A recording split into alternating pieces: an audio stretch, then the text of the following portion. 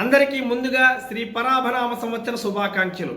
ఈ సంవత్సరం రాశి ఫలాలు చూసుకున్నట్లయితే తులారాశి వారి యొక్క రాశి ఫలాలు: ఆదాయం 5, వ్యయం 14, రాజ్యపూజ్యం 6, అవమానం 3.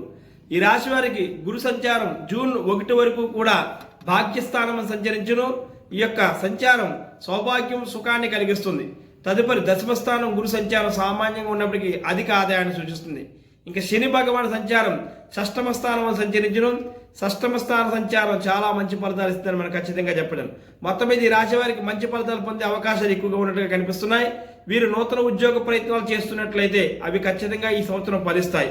ఇక బంధువర్గంలో ఏర్పడినటువంటి వివాదాలను పరిష్కరించుకుంటారు.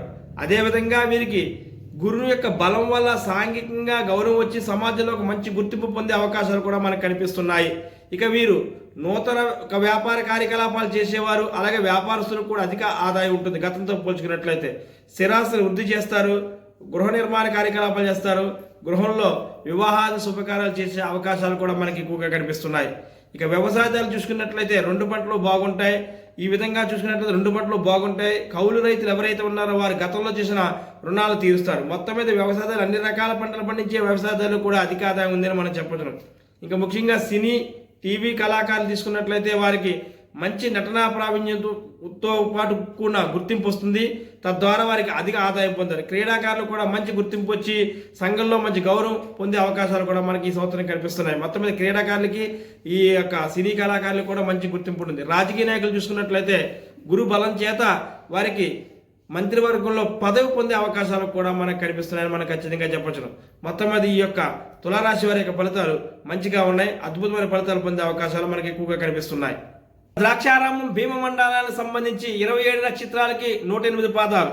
ఈ 108 పాదాలకి ఒక్కొక్క పాదానికి ఒక్కొక్క శివాలయం భీమమండలానికి సంబంధించినవి.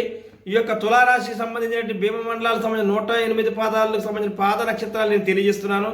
మనం చూసుకున్నట్టు తులారాశికి చిత్త 3వ పాదం శివాలయం చెల్లూరు, 4వ పాదం కాలేరు. అదేవిధంగా స్వాతి 1వ పాదం మారేడుబాక, 2వ పాదం మండపేట, 4వ పాదం 3వ పాదం గుమ్మలేరు, 4వ పాదం వెంటూరు. ఇక తదుపరి విశాఖ చూసుకున్నట్లయితే 1వ పాదం దుల్ల, 2వ పాదం నరసింపూడి, 3వ పాదం నవాబుపేట. ఈ యొక్క పాదాలు నక్షత్రాలు కలిగిన శివాలయంలో మీరు ఈ సంవత్సరంలోగా ఏదో ఒక రోజు స్వామివారికి అభిషేకం చేసుకున్నట్లయితే ఉత్తమమైన ఫలితాలు పొందడానికి అవకాశం ఉంటుంది.